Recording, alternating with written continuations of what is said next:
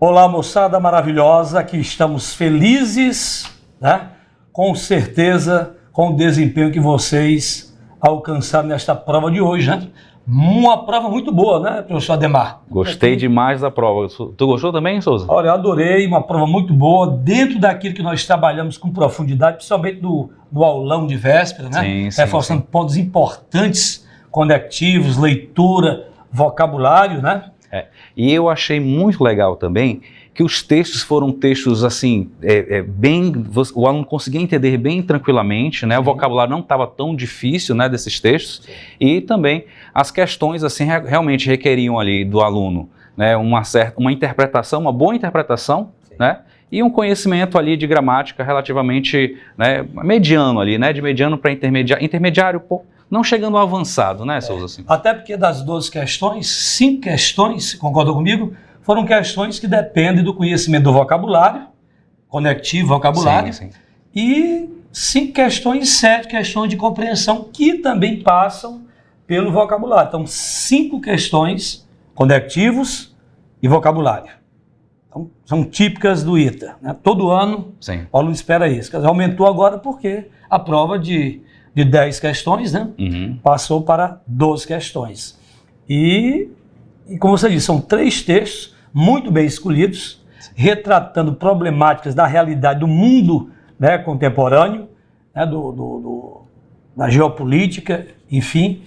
E o nosso aluno treinado cotidianamente, sim, em simulados, com quantos textos da revista The Economist? Sim. 2 textos, né? Sim. E o que eu achei mais legal, assim, também foi que muitos dos termos que caíram na prova foram termos que a gente trabalhou, assim, na véspera com os nossos alunos ali, né? Fiquei muito feliz quando eu olhei o texto e a gente, aliás, sorriu um pro outro. Olha só, a gente trabalhou isso, né? A gente falou isso com os alunos, então ficou bem legal. E, né, nos nossos simulados, muitos termos que apareceram no simulado, sim, apareceram na prova, sim, né? Sim, você que reprisou, revisou a parte do almoçado, o aluno que vivenciou o simulado, né, a cada período, né?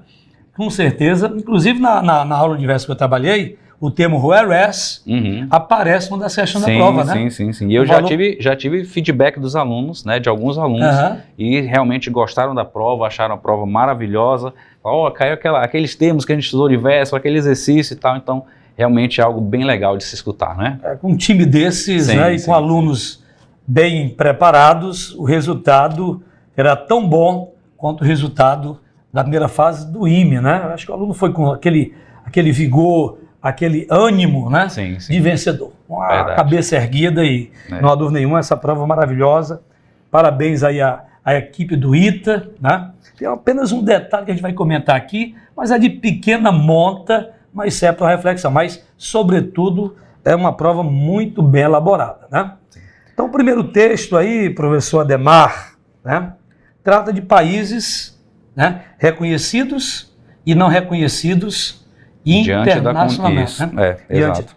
Ele vem tratando exatamente sobre os benefícios de ser reconhecido pela comunidade internacional, né? Ele vai tratar, por exemplo, de certas características desses países e das pessoas, desses povos, né, que possuem esse reconhecimento, né, as vantagens de ser reconhecido pela comunidade internacional, né? E qual é essa luta, né, desses países? Fala da região de onde eles estão localizados ali, né, como é que eles lidam com esse processo. Então, né, é um tema atual, né, um tema bem interessante. E foram 2 questões de interpretação, sim, com base nesse texto, né? 2 de interpretação. 4, salvo engano. 4. De gramática? Sim. Então, 6 questões? Só desse primeiro texto, só desse primeiro texto. Um texto muito bom de ler, né, sem complicação. Aluno conhecimento médio de inglês. Era o maior, era o texto maior, né? Era o texto maior. Então, ele teve 6 questões, da questão 25 até a questão 30, né? Isso. Então, nós temos aí... Então, vamos aí à questão 2, né? Vamos aqui... Essa primeira questão é a questão de número 26, 27. Né? A 25 foi a de interpretação, sim, que a gente está vendo na tela aí, né? Que ele fala sobre o que é correto afirmar sobre, né, esses estados reconhecidos aí, né, que exatamente eles têm numerosos benefícios, né, tidos como certos, né, aliás, a expressão lá em inglês que nós temos no texto é take for granted, né, que é ter como garantido, né, e aí eles traduziram como ter como certo. Né? A resolução da questão era basicamente a tradução, né, desse trecho aí, desse trecho, né? No trecho, né? Exato. Depois a gente vai para a questão de número 26, né? Sim. Que ele fala aí sobre as populações de estados não reconhecidos, o que não é correto afirmar, né? É uma questão, é uma característica ainda da prova do ITA, que ele cobra o item incorreto, né? Ter falso, né? Exatamente, contém a informação falsa e praticamente, como está em negrito, você está vendo aí, a informação falsa, que não encontra no texto nenhum amparo, é exatamente a da alternativa D, né? Se os passaportes emitidos localmente são válidos para a entrada em qualquer país, não. Os países que não são reconhecidos internacionalmente, eles não têm o seu passaporte, né, com validade nesses outros países, né, reconhecidos internacionalmente. Inclusive, para eles conseguirem fazer, transitar entre os países, eles precisam serem acolhidos, né, para outros países. Eles chamam de patron countries, né? Isso, e client countries, patron client countries, né? Isso, então, são países relação, que patrocinam esses seus países. Né? Como se adotassem, né, esse país. Né? Exato. Legal. Mas há riscos, né? Sim. Esses países podem explorar politicamente esses países clientes, né? Patrocinados aí. Exato. Interessante. Aí assim, agora sim, na questão 26, né, a gente começa, que são as 4 questões que o Souza mencionou, que são as 4 questões de gramática, né? Sim. A 26 Veja aí tem aí o termo, although, muito trabalhado recorrentemente nos nossos simulados, na sala de aula, although, uma conjunção concessiva que naturalmente expressa a ideia de contraste. Aqui o aluno tem dúvida nenhuma, né? Although different, these peoples seem to have one common goal. Quer dizer, embora diferentes, estes povos parecem ter, né, uma meta em comum, né? Sim. Então, e legal de lembrar, né, que aí a palavrinha people tá certíssima, é peoples mesmo, porque não são pessoas e sim, nesse contexto, né? povos. Né? É a ideia de contraste. Lembrando que, inclusive na nossa aula de véspera, questão 3, trazia exatamente despite e whereas, né? Ambas palavras indicam contraste. Eu lembrei para o although, né? Que é uma conjunção concessiva contrastiva. E o whereas, do mesmo jeito, e o despite. Sabe o despite é o quê? Preposição. E a resposta, a letra D. Veja a outra. Legal. Já nessa da 28, né, exatamente o termo que o Souza está falando, né? Whereas, né? E aí, no caso, seria enquanto que, né? Whereas others are distinct peoples, né? Enquanto que os outros são povos distintos, né? Dentro desse contexto aí. A gente tem, inclusive, no nosso comentário no site, dá uma checadinha lá, tá tudo bem explicadinho, né, Souza? Exatamente. Até ainda agora fazendo aqui os comentários. E aí você vai entender que whereas é sinônimo de while, né? Enquanto, tá? É uma forma, é uma escrita mais formal, tá? Mas pode ser substituído sem prejuízo de significado aí, tá? A gente tem a traduçãozinha das palavras aí, as demais meanwhile, whereas, however, henceforth e thereby, né? Beleza? Ok? Ótimo. Depois, na próxima questão 29... A 29 tratou de um termo, uma questão de vocabulário, né? Sim. Aparece lá no texto allegiance, né? E pede que você marque um sinônimo para ela, né? Yes, in exchange for their allegiance, né? Pode ser substituído sem alteração de sentido por loyalty, né? Sim. Que é a lealdade dos povos, né? Os demais termos fogem ao sentido empregado lá no texto, né? É só observar que os demais vocábulos todos trazem sentido negativo, né? Sim. Allegation, alienation, que eu trabalhei inclusive no último, né, nesse aulão, unfaithfulness, animosity, todos os vocábulos aí A, C, D e E são vocábulos com valores negativos, né? Apenas o loyalty tem um valor positivo que corresponde exatamente ao vocábulo em tela. Então, uma questão de sinônimo, né? Legal, massa, né? Exato. E aí, por fim, né, a última questão de gramática que a gramática pura, né, por assim dizer, é essa questão que envolve o termo do. E a gente já viu diversas vezes que toda vez que a gente vai utilizar esse cara aí, esse do aí, ele é um verbo auxiliar. verbos auxiliares você vai utilizar para perguntar ou para negar. Ou, que é o caso, utilizado nas sentenças afirmativas para dar ênfase. O verbo auxiliar dá ênfase ao verbo que está sendo colocado logo em seguida, que seria o recognize. Então, nós temos the few countries that do recognize them, ou seja, os poucos países que de fato reconhecem, né, que verdadeiramente os reconhecem. Então, nesse caso, a gente tem simplesmente a função enfática aí, sendo o item E o nosso gabarito. E nas últimas semanas, mestre, trabalhei bastante este verbo auxiliar enfático, né? Dizer assim, ó, I love her, I do love her. Quer dizer, eu a amo, I love her, I do love her, que é substituir por really. I really love her. Legal. In fact, I love her. Indeed, I love her. Ou seja, ele está no lugar de um advérbio, né? Sim. De intensidade, de ênfase, né? Sim. É uma palavra enfática, né? Muito boa, muito excelente, boa. Excelente questão. A partir daí, então, nós temos já o segundo texto, né? Que na verdade é uma coletânea, né, Souza? Pode explicar um pouquinho melhor, né, sobre eles? Exato, né? São 4 textos. Um texto, né, sobre Hernán Cortés, né? Que conta a história dos conquistadores do México, do Caribe, do Peru, tá? E há um probleminha aqui nessa questão que a gente vai comentar, que é a questão... Aliás, a primeira questão é uma questão que pede que você assinale o item, né, cujos títulos dos textos trazem, né, enredos que ocorreram no século XX. Então você vai ter no primeiro texto, né, que ele apresentou lá, primeiro texto Conquistadores, um evento que aconteceu no século XV, né, 1493. Né? Um outro texto, Notícias de um Sequestro, né, News of a Kidnapping, que era um texto que aconteceu em 3061, portanto, do século XX. Né? É isso? E a Notícia de um Sequestro, também no século XX, nos anos 80 e nos anos 90. E o texto A Festa do Bode, né? The Feast of the Goat. Do Mário Vargas Llosa, que aconteceu entre 30 e 61, portanto, dentro do século XX. Então, esses dois textos, né? Notícia de um Sequestro e A Festa do Bode, né? News of the Feast of the Goat, seriam a resposta. Já o texto Bíblia, né? Boi, Bíblia e bala, né? É isso? Traduzido aí. Do século XXI, que fala exatamente sobre o governo do presidente Bolsonaro. Então, é uma questão fácil, desde que o aluno use aí a dedução, em alguns casos em que não aparecem datas explícitas, né? Sim, precisava de um conhecimento prévio, né? Prévio, mas boa, texto fácil de ler. Né? E essa próxima aí é que nós temos, né, a situação relacionada aí a um vocabulário, né, Souza? Como é que é essa história aí? De behavior e motivation. Behavior motivation. No texto original, né, empregou-se a palavra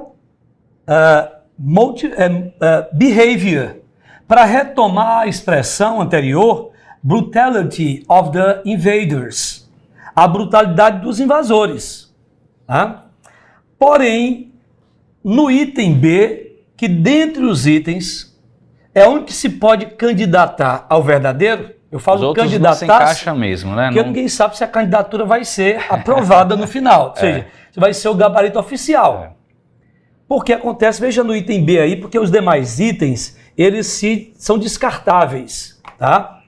Então o autor, não, por exemplo, no item A não recria o romance na forma de diários e cartas. Ele utiliza os diários e cartas para fazer a sua obra, exatamente. Mas no item B, que é o item dentre os outros, o que mais se aproxima da verdade, tells that the religious culture of the time was the main motivation to invade parts of the Americas. Quer dizer, diz que a cultura religiosa da época era a principal motivação para invadir partes das Américas. Ora, no texto original, o autor emprega a palavra behavior. Ora, se nós trocarmos behavior por motivação, resultará num nonsense, não fará sentido. Por exemplo, a cultura religiosa da época was the main behavior, era o principal comportamento para invadir, não faz sentido. E se você consultar os principais dicionários da língua inglesa sobre o sentido de behavior, nenhum deles dá behavior como sinônimo de motivation, nem mesmo em sentido figurado, o que extrapola, né? Houve um deslizamento semântico que resulta, portanto, numa imprecisão, né? E numa incoerência, porque não dá para aceitar, como colocamos aí no item, não sei se dá para ver acho, no próximo, o confronto, veja aí, na seta, né? Veja aí, trocando lá motivation por behavior, né? Cultura religiosa da época, foi o principal comportamento para invadir? Sim. Não faz sentido. De forma que isto, né, torna inaceitável, isso vai depender, claro, do entendimento da doutíssima banca examinadora do ITA, que sempre fez provas maravilhosas, como esta prova. No entanto, aí um deslize, né? Talvez motivado pela imprecisão do próprio texto original. Nem o examinador, não, porque tem sido maravilhoso na elaboração de provas do ITA a cada ano, mas um pequeno lapso, um pequeno equívoco aí, e entendemos que a sensibilidade, o sem justiça, fará que o examinador repense aí e torne essa questão 32 uma questão nula, né? O que nós entendemos. Então, no caso, o item B, ele é o que mais se aproxima, né? Sim, da ideia lá do texto, né? Dos conquistadores, de fato. Isso. Mas tem esse pequeno... Tem essa inconveniência semântica, o uso de motivation no lugar de behavior, e colocando o behavior, que é o original, porque o texto diz, na verdade, que foi esse comportamento de Hernán Cortés, né? E não essa motivação. Sim. O da behavior está retomando a expressão brutality of the invaders. Quer dizer, a brutalidade dos invasores. Né? Sim. Que é o comportamento. Eles invadiram brutalmente, com brutalidade. E essa brutalidade, segundo o texto, se deve à cultura religiosa, né?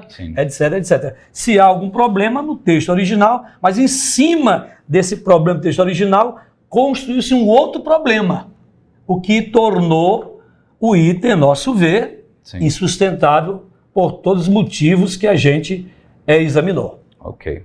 Então depois aí a gente já vai para as questões de número 34, 35 e 36, que são sobre um texto que aborda ali, né, a Semana da Arte Moderna, né, Souza? Sim. E aí fala aí do centenário, né, que foi completado, né, dessa semana.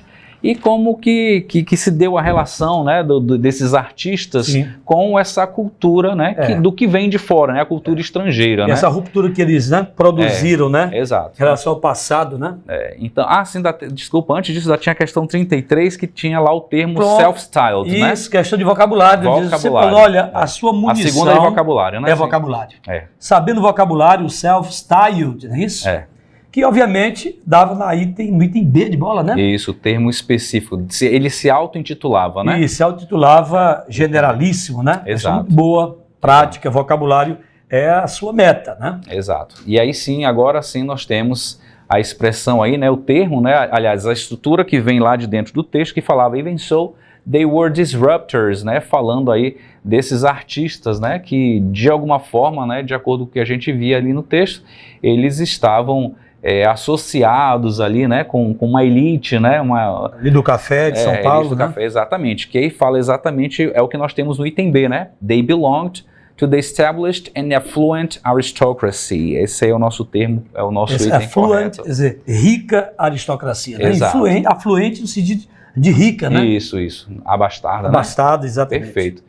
E na 35 ele fala para fazer um resumo, basicamente ele pede aí um resumo, né, do terceiro parágrafo do texto, não é isso? Sim. E aí ele está, exatamente nós entendemos aí que nesse terceiro parágrafo nós temos a explicação do que foi esse movimento antropofágico, né, exatamente aí de receber o que tem lá de fora, transformar, né, digerir, né, são as palavras do próprio texto, né?